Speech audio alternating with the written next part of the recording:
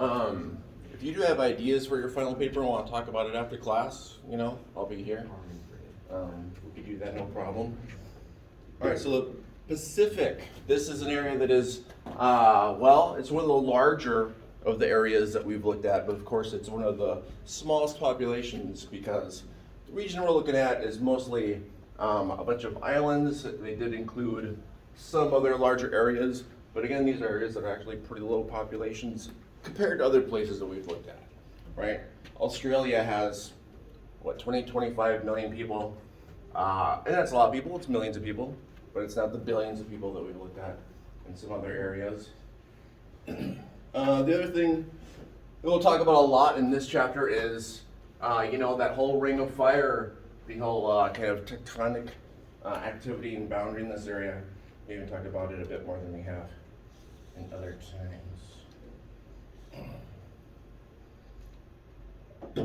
Climates. When it comes to climates in this area, it could be a little misleading because it's an area that we think of as tropical for the most part, right? But actually, it depends when we get into each little island. Each little island has its own microclimate. That rain shadow effect that we've talked about with mountains. Well, many of these are volcanic in origin, and thus they have a mountain. And so they can have completely different types of weather depending on what side of the mountain you're looking at. But in general, the areas we're looking at are warmer, have more precipitation. Another thing this chapter talks about is Hadley cells. Hadley cells are also a thing that we've already been talking about. If you recall, when we talk about in general the sun coming in and hitting the equator more in general than other places, right? And so that heat rises, the air rises up. When the air rises up, it rains, right? It precipitates out, but the air has to come back down again, and when that comes down on our desert belts. That's part of the reason the desert belts are where they are. Very often those desert belts, the deserts of areas will be right next to an ocean, but it's where that dry air is coming down from the upper atmosphere. Doesn't have any moisture left in it. And these things where you come up and down are called Hadley cells. There's actually a number of them, but we only need to think about the central one for this chapter. Like I said, this chapter talks a lot about volcanic and tectonic activity. Actually, I think images give people better ideas of lots of these things and other things. There's actually been quite a few volcanoes in the news recently. I don't know if anyone has watched any of those. Kind of whole towns are taken over in some areas. Mount St. Helens, probably well before most of you were born. Great San Francisco earthquake. Anchorage, Alaska. Alaska being a part of this area because it's part of the big, the Ring of Fire, right? It goes all the way up there. So one of the areas that we're looking at, Australia, as you can see, they get some earthquakes, but in many ways, they have all this kind of going on around them, which makes them vulnerable to tsunamis and things, but they don't have a lot of actual tectonic activity themselves. It's all the areas completely surrounding them. All right, I'm going to talk a little about volcanoes, volcanic rock. Some rocks, the reason why that they're used for construction is because they're more stable because they have different types of rocks that were being mixed together in a molten lava chamber when they cooled off. And so because they have different types of rock in them, they hold their forms stronger. Many types of rock in the world and the way they're created. Some of the main ways we're going to talk about today are lava flows, right? And when I've asked people how much people have traveled, it seems like there's not a lot of traveling going on, so I thought I'd do a little show and tell and bring you guys some samples of things. This is volcanic rock, kind of looks like tree bark, but it's volcanic rock. I got this from Hawaii. You can just pass these around and people can check out. You'll note that they're pretty light. That's because, well, when the lava is bubbling, right, it has a lot of air in it. Let's see, is there anything else for that? Lots of different rocks around volcanoes, which again, a lot of these islands that we're going to see are made from volcanoes. The rocks themselves have been blasted together with different particles. These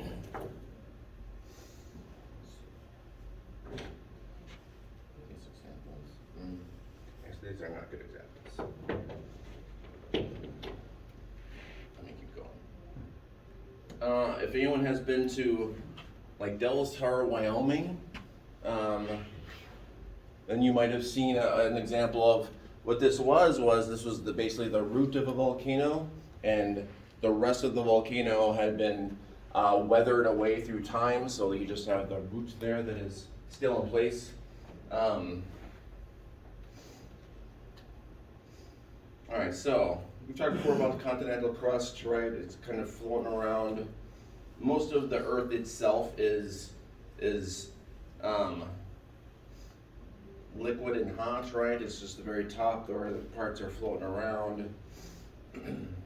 So the continents themselves, we talked a lot about how India is one of the more fastest moving of the land masses, and as you can see, it used to be all the way down here. You may wonder, well, how do we know where continents have been in different points of time? It's kind of interesting, actually, when rock is molten. We've talked about soils, and sometimes in tropical locations the soils will be red because there's little particles of metal that rust. Well, little particles of metal, when they're in a liquid magma chamber, when they're cooling off, they align to the north and south pole. And so you could dig up rocks and see which way they're pointing, look at their age, and that's a way you could tell how continents have been shifting through time. Paleomagnetism is what it's called. We've also been able to figure this out through looking at types of rocks that are on areas that are not connected today but were historically connected, or fossils of identical types that were on these different land masses. Glacial deposits that have been put in places that did not have glaciers, but they have had glaciers historically when they've been in other areas. A lot of this movement is generated by mid-ocean seafloor spreading. So these are the major plates of the world. And before these theories looking at how plates move around, before these became the dominant theories, there are these vague theories that there had been just mysterious land bridges, and that's how the different fossils of animals got from place to place that are today far apart. Lots of these different theories didn't make a lot of sense. But they also did not have sonar at the time. Sonar, which goes through water. So now we're able to see. Of course, we've also set a lot of things down to look at these individual things. So when we talk about seafloor spreading, this is the age of rock. The redder is the younger the age of rock, right? So this is constantly kind of coming up and pushing out, right? And that's the pressure of why we have other places where the crusts are coming together, they're shoving under each other, they're creating volcanoes.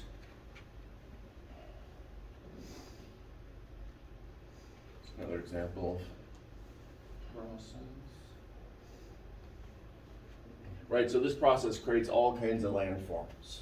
These ones here are the ones that we're going to be talking about. In the volcanic process, usually we see these islands in chains because you'll have what's called a hot spot coming up, and it will create a volcano and it will leave rock up there. But that spot itself moves, right, because these plates are shifting. And so often the volcano will then get cut off from its source of energy, and then it'll weather away and become a smaller island. And there's a whole evolution of what kind of islands come out of that kind of scenario. Some examples of how these crusts come together.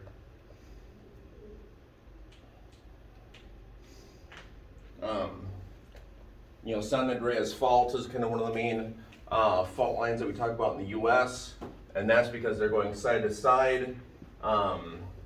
Most of the other fault lines that we're looking at, we have them that are coming together or going apart. When they come together, one is usually pushed under the other, so this is a bit of a rare circumstance to have a stable side-by-side plate. So this is some examples from the book of basically the evolution of the islands in the Pacific as a region. The vast majority of islands are in some stage of this process, right? So many of them are only the very, very remnants of what was there before, but it'll be in a ring because there was a volcano at first, but the volcano wore away through time, through wind and rain and erosion. But also when we talk about things like an atoll or a barrier reef or even a fringing reef, and these are all the same things, just different points in time. When we talk about sustainable development and things like construction and whatnot, when we see developments on areas like this, these are only a couple inches above sea level, and so these areas are among the first that will be drowned out if there's any kind of sea level change. And this has happened for a few different islands in a couple different places. Hawaii is kind of the classic example of a hotspot volcano because, well, that's the reason why the islands are all kind of in a line. But also, well, if you look under the water surface, you know that those lines actually go on and on for quite a bit more, but they're under the ocean.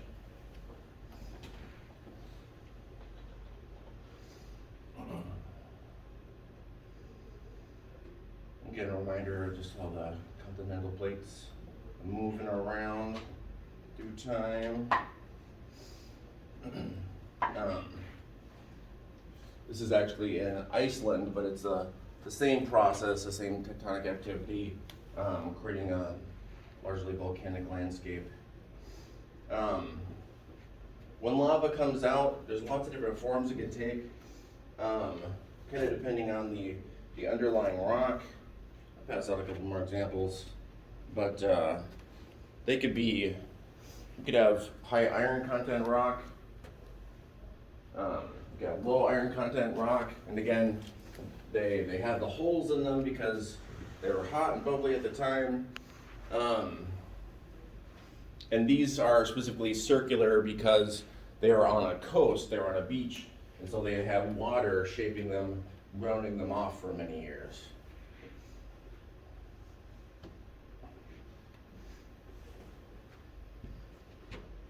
I know people studied volcanoes much in other classes maybe, but there's lots of different types of volcanoes. In general, volcanoes, if their lava stays kind of very liquidy, and it kind of just is able to freely come out regularly, say the case in Hawaii, you normally then don't get the large explosive events because the pressure doesn't build up on it. It's when there is a volcano that, because of the type of rock, it's too thick, doesn't flow out well, so then it builds up. And that pressure can build up for thousands of years, creating huge explosions when they do go off. So in some ways, it might seem like, people go to Hawaii and they vacation and they'll go right up to a lava flow and take pictures and stuff, and they'll seem pretty dangerous, but Hawaii is a pretty stable volcano compared to many others.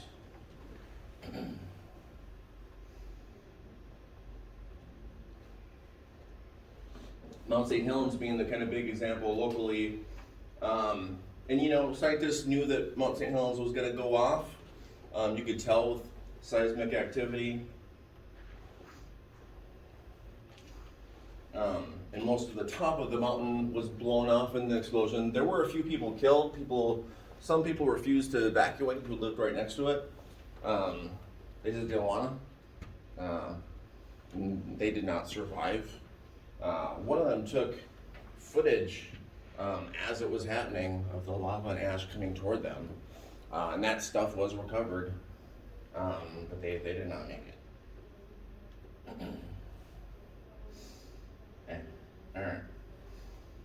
So usually, if there's a volcano that is gonna have a great big explosion, usually you see these different types of things next to it that are kind of plugging it up in a way. If anyone's been to Crater Lake, over Yellowstone area, well, this was a volcano that was so large that when it exploded, it threw out material that was under the water table level, so it filled up with water and became a lake afterward.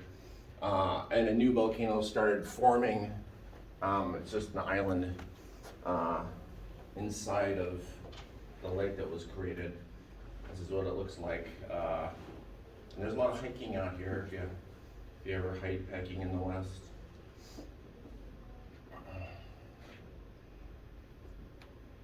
All right, these maps show you a combination of things. The lines are the major tectonic plates.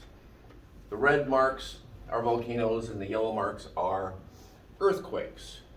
And you can see they're quite related. You can also really see why, when we're talking about the Pacific, we bring this topic up a lot. There's lots of activity, and again, it goes all the way up to Alaska, comes on down. Usually we include this area here, which was our last chapter stuff.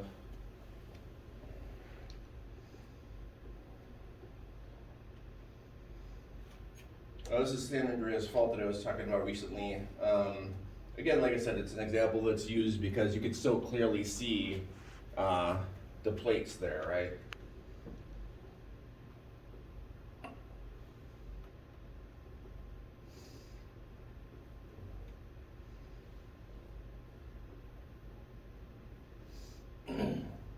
So this is one of the pictures from our book looking at Hawaii. Hawaii is often, as I said, the big example used because it's such a classic case of how islands are created in this region.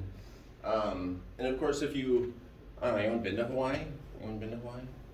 Well, a couple people been to Hawaii. All right. Usually if you go, like I said, there's a tropical area because the climate is technically tropical. But most of the island itself is not so tropical, right? If we look at the island itself, well, we get an area that gets a ton of rain, and then a large area that really does not get hardly any rain, right? And so if you're ever on the ground in Hawaii, and you, any of the islands really, and if you go around them, you may see that, well, the ads for tourism, or if there's a TV show filmed there or something, they'll really stick to this side, much more scenic, much more rain, but the other side is pretty desolate. These are some more images just representing the life process of these islands in the Pacific. Again, as I said, they start off with volcanoes. Volcanoes get weathered down, and then eventually all you have around it is the coral reef. A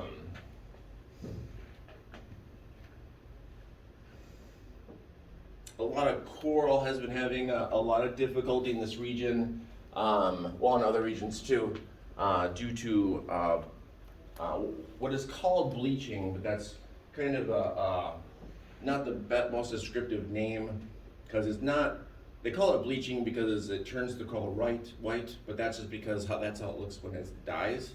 And what's happening in some places is, well, the water temperature is being warmer than it used to be, and in some places this is making it much more acidic, and it's how acidic it is that is actually hurting a lot of the reef.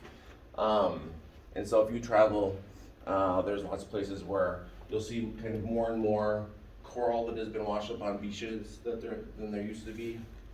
Got some examples of coral.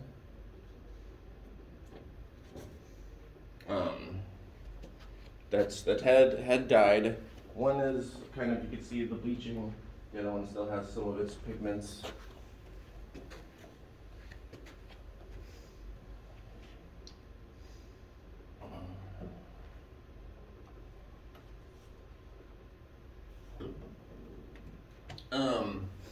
think it was our first couple chapters that we talked about tsunamis and things before. You know, again, tsunamis being the big wave that happens from some type of tectonic activity, usually an earthquake. Technically, a volcano can also displace water and create a tsunami wave. And if you look at this map, you can see that many places around the world, if they have a warning system in place, you know, it could be hours before that actual wave would hit them. So places can evacuate and do what they need to do. But it's usually only more wealthier places that have some type of good warning system or a good system of where to evacuate people. And this has been improving in lots of places through time. There haven't been any huge deaths from tsunamis, probably in like 10-ish years. But the 10 years before that, there were quite a few. I don't remember if I showed this example before. But this is where a tsunami hit. And what happens first, eventually you'll all be traveling, you'll all go places. So you'll all go to some nice beaches somewhere.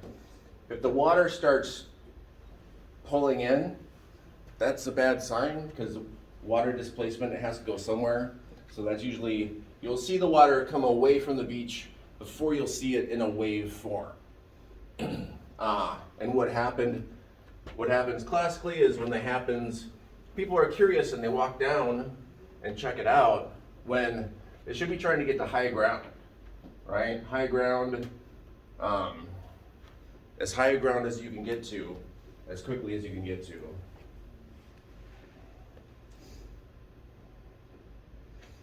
Let's see, some other things that are going on with places that are beaches, beachfront property. Again, because a lot of these places are built on areas that are only a few inches above sea level, and they're built on very sandy material. Sand and beaches are similar to rivers, which I said just naturally move around a lot. They're not their natural kind of life of a river isn't to be in one place. But humans have, of course, built boundaries and whatnot because we want them to be in one place because we want to build cities next to them and we want to have control over the water resources. Well, beaches, you know, another thing we kind of want to have control over, especially if we build things there. But it's natural for them to erode. So there's lots of different things and places are doing to try to stop them from eroding. One of them is, if you've ever been out somewhere and you've seen these kind of great big barriers put out on beaches, people often think that these are there as kind of property markers so that if you're at one resort, you're not going to other beaches. But these are actually to slow down the erosion. Because waves coming in, if you've ever been to a beach, you know waves are always coming in, right? And as they come in, well, every time a wave comes in, it moves a little bit of the sand and stuff down. And so, well, if you put up great big resorts on an area like this is just sand, well, these beaches, their natural evolution is to erode away, which, you know, very wealthy people who put these up don't want that to happen. So what the barriers looks like from the side. Some islands in this area, their beaches are purely volcanic ash that has been pulverized. So it's really interesting to be on a black beach. But that's something you'll see in this area. This is another example of how those waves just kind of grind off at the side of landscapes.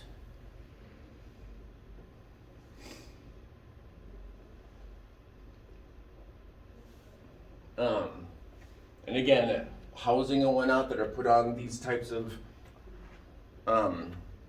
barrier islands especially, well, they can't stand up to a lot of storms, right? It's kind of a dangerous place to build.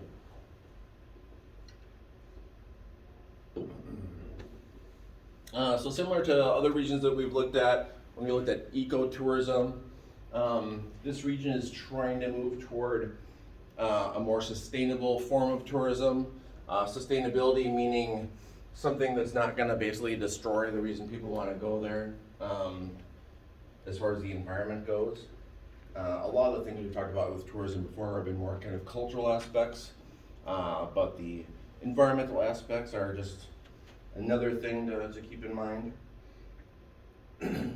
Mentioned before, it was very low populations in this area. You can see where some of the populations are clustered. I would say Australia, you know, a good population over here, some over here. You can see a big kind of large empty area in the center. I think people often picture Australia being similar to America because it's similar size to the United States. And of course, they were also the colony of Britain and all these other kind of similar things. But much less people moved all the way out to Australia for a number of different reasons. One of them being this whole central area is pretty dry and deserty, not great for agriculture, and at the height of colonialism, agriculture was kind of the main thing economically that was going on.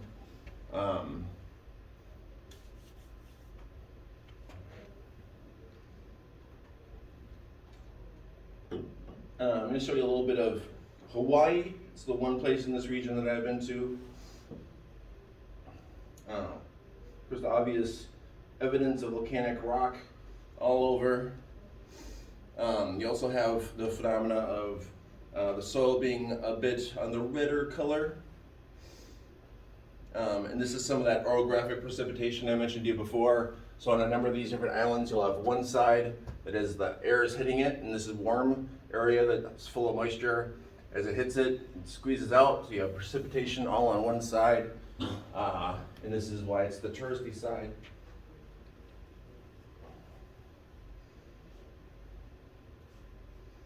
Again, all the rocks are very volcanic in origin.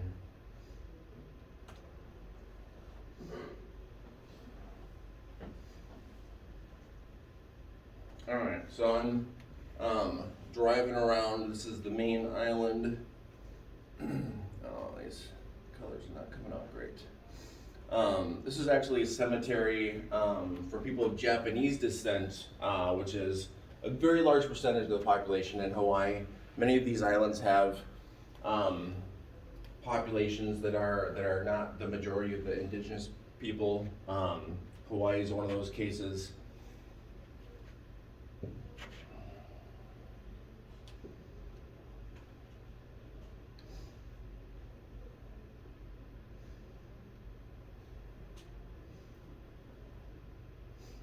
Alright, as I'm driving around the island, this is one of the main areas that there's still some volcanic activity.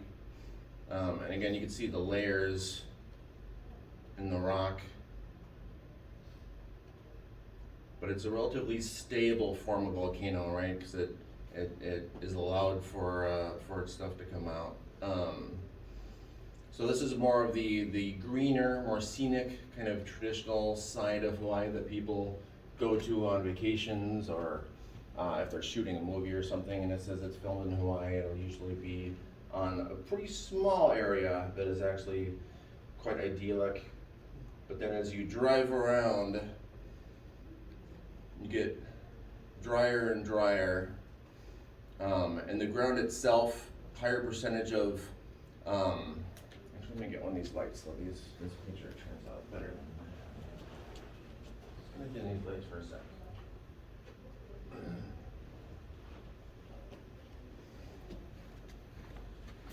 So you drive around, as I said, it becomes kind of more and more desolate.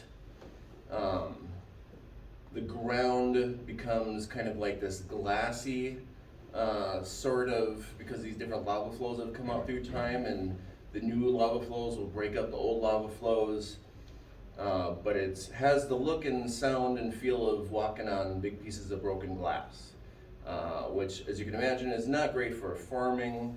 Can't do a lot of agriculture here that a lot of people have tried to do in similar climates, just because the ground, you just can't get through it.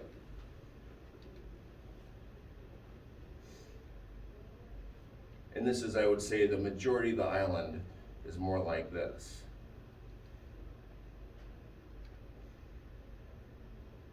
It's pretty desolate to look at. So like I said, we started over here, the kind of nice idyllic side, drove on over to the area that you don't get any rain.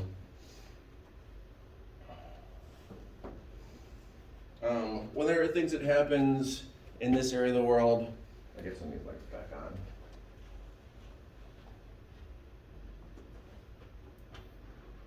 This is also a topic that we talked about before, which is, well, if you have a bunch of different little islands, right? You have different little animals that have evolved through time to be specialists on those islands, and they evolve together. So you have a flower and maybe a bug, and the flower might change in different ways, and the bug would change through different ways. So each island, you'll have very different species, and they don't interact. You don't get a lot of invasive species from other places in a natural setting for these islands. It's really only in the modern day and age that people have been bringing stuff. Don't get me wrong, there are times in the past that, maybe a bird would bring a seed from one island and haphazardly drop it to another island, and you would have a new type of plant. But that would be pretty rare, and that ecosystem would have enough time to kind of deal with that invasive species. But we're getting a lot of changes through time. We're getting a lot of species and plants and animals that are very specifically have a survival relationship together, and they will be somewhat easily wiped out by different invasive species. Let's see some different examples. A lot of these cases happen in Australia because Australia was such a large colony of Britain, and the British, well, they thought that they'd bring over rabbits, right? But rabbits, they breed like rabbits, and if they escape and whatnot, they're more hardy than lots of other local animals. Let's see, what else? Well, wild dogs. Actually, in Australia, the cane toad has been a real big problem, and it was a toad that was actually brought in by the British to eat pests, because it was felt that, oh, this cane toad will eat the pest that's ruining our crops. But the cane toads breed like crazy, and they will also eat stuff that people want to grow for themselves. And they're really difficult to kill. Like, people drive over them and they just hop away. And they're also quite poisonous. So if you have local animals that try to eat it, because they don't know anything about this new type of toad, they get poisoned and die. All this type of thing has happened, especially in Australia. Australia is kind of getting a lot of the brunt of this type of thing. Plastic pollution. Well, this is a region when we're looking at, it's been on the news quite a few times, right? The Great Pacific Garbage Patch.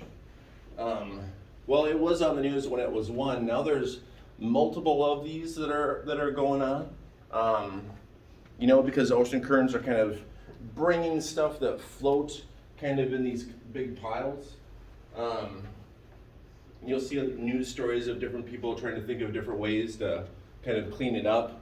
But it's pretty difficult because it's, well, called a garbage patch more than like a garbage pile, because it's still like very diffuse.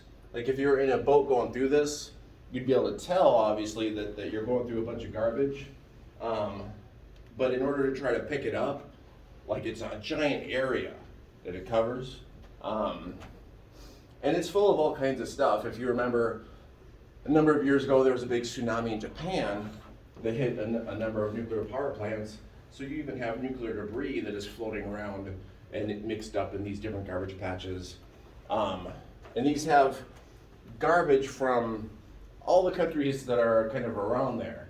So all of Asia, right?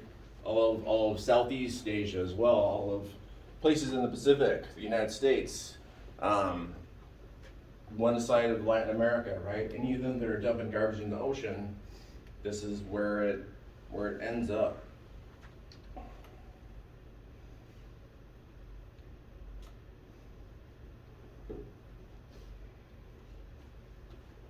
Alright, well, when looking at how people originally came through this area, it was a mixture of things, but one of the main ways was during past ice ages, there was more ice locked up above sea level and ice caps and stuff.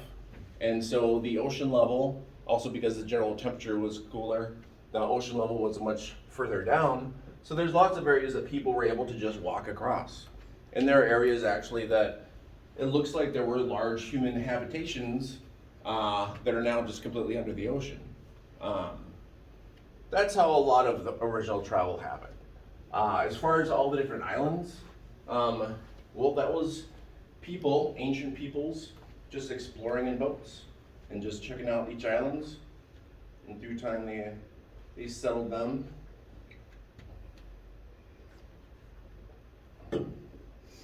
Let's see. I mentioned before that this area doesn't have a huge population, especially compared to other regions that we've looked at, right? Australia, 24.1 million. Papua New Guinea. This is also the area where, if you remember from Guns, Germs, and Steel, that's the area that Diamond was looking at. So you can kind of picture that area. And New Zealand, 4.7 million people. Just to give you a point of comparison, Minnesota is like, what, 5.5 million people? So we're not talking about huge populations. Well, before I get into the nitty-gritty of all the different specific places, I think I'm gonna have you guys work on some questions. And I'm gonna do the card thing because I remember to do this in plenty of time today. Let me just get the questions up I want you to look at.